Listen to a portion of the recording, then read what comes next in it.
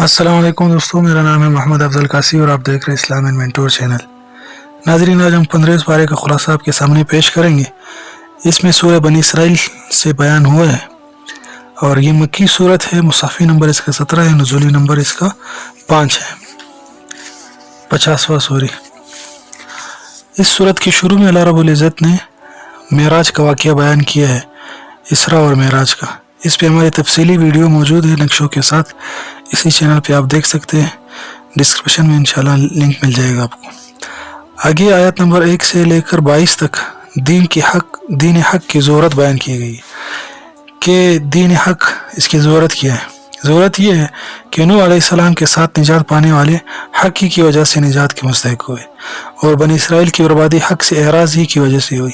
یعنی جو حق کی اتباع کرتا ہے وہ کامیاب ہوتا ہے، اور جو اس کی سے روگردانی کرتا ہے وہ ناکام ہوتا ہے۔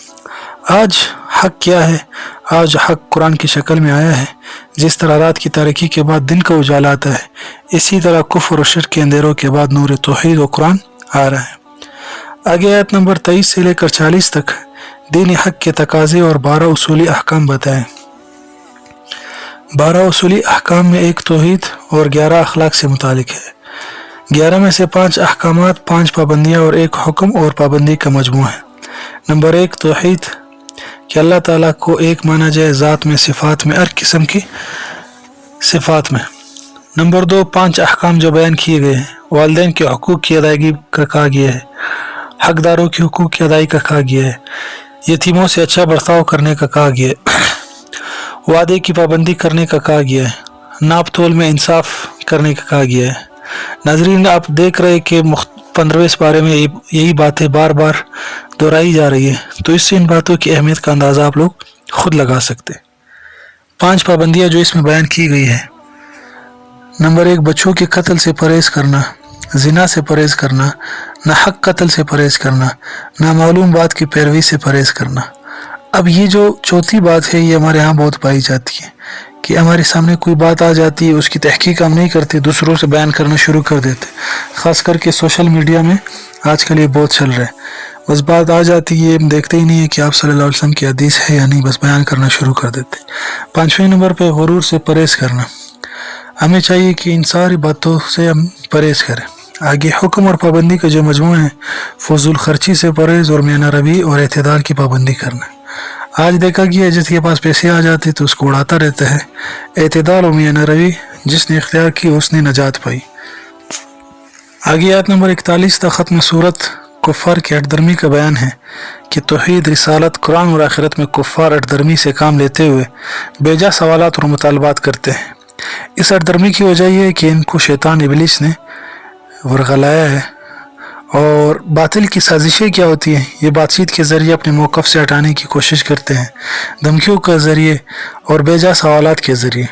آپ نے دیکھا ہوگا کہ جہاں بھی یہ لوگ سازش کرتے ہیں تو کوئی ایسا شوشہ چھوڑ دیتے ہیں کہ مسلمان اسی میں لگ جاتے ہیں اور یہ لوگ اپنا کام کر بیٹھتے ہیں۔ تو سازشوں کا جواب کس طرح دینے؟ صبر کے ساتھ اور رجوع اللہ کے اہتمام کے ساتھ، کہ ہم اللہ کی طرف متوجہ ہو جائیں۔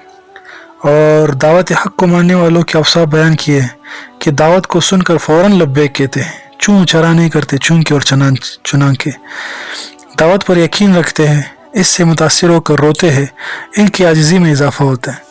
یہ دعوت حق کو ماننے والے ہیں۔ ہم دیکھیں اگر ہم یہ صفات ہے تو اس پہ خوش ہونا چاہیے اور شکر ادا کرنا چاہیے، اور اگر یہ صفات نہیں ہے تو اس سے جو ہے اللہ کی پناہ مانگنی ہے اور اللہ تعالیٰ سے دعا کرنی کہ صفات ہمارے اندر آ جائے۔ آگے سورہ کاف ہے۔ کاف کو اس لیے کاف کہتے ہیں کہ اس میں اصحاب الکاف کا واقعہ ہے اور اصحاب الکاف کا لفظ بھی آیا ہے۔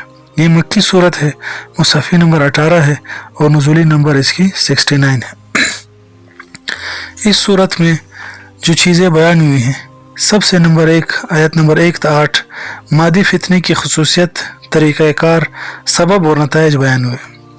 اب مادی فتنہ کیا ہے؟ یعنی کہ آج کل جو دور چل رہا ہے، ہر شخص پیسوں کے پیچھے بھاگ رہا ہے، وسائل کے پیچھے بھاگ رہا ہے، اسباب کے پیچھے بھاگ رہا ہے۔ تو اس تہذیب میں اور تہذیب کو خدا کا درجہ دے دیا گیا ہے۔ الحمدللہ الذی انزل علی عبدہ الکتاب سے اس کی تردید اللہ رب العزت نے فرمائی ہے۔ آگے ان کا طریقہ کار کیا ہوتا ہے؟ یہ ملمع سازی کرتے ہیں اور فریب کاری کرتے ہیں۔ یہ کسی چیز کو ایسے ملمع کر کے پیش کرتے ہیں کہ ہم سادہ لوگ مسلمان اس میں لگ جاتے ہیں۔ جسمانی لذت، فوری منفعت اور ظاہری عروج اس کی آخری منزل ہے۔ لم یکن لہ عوجن سے اس کی تردید اللہ رب العزت نے فرمائی۔ آگے اس صورت میں آیت نمبر 9 سے 31 تک اصحاب کہف کا واقعہ بیان کیا ہے کہ ایک ظالم بادشاہ تھا، وہ ظلم کرتا تھا، بہت جابر حکمران تھا۔ تو چند نوجوانوں نے اس ماحول کو چھوڑ کر اللہ رب العزت کی طرف رجوع کیا اور ایک غار میں چلے گئے۔ تو 309 سال تک اللہ نے ان کو سلایا رکھا، اس کے بعد وہ جاگ گئے۔ تو واقعہ آپ لوگوں نے سنا ہوگا، نہیں سنا ہے تو انشاءاللہ اسی چینل پر اس کو اپلوڈ کر دیا جائے گا تفصیل کے ساتھ۔ اس واقعے میں ہمیں چند ہدایت دی گئی ہے کہ مادیت کے ماحول میں حق پر رہنے کے لیے کیا تدابیر اختیار کرنی چاہیے۔ نمبر 1، اللہ تعالیٰ پر توکل اور اعتماد کرنا چاہیے۔ نمبر 2، قرآن کریم سے تعلق قائم کرنا چاہیے۔ نمبر 3، اچھے ماحول سے تعلق اور غلط ماحول سے کنارہ کشی اختیار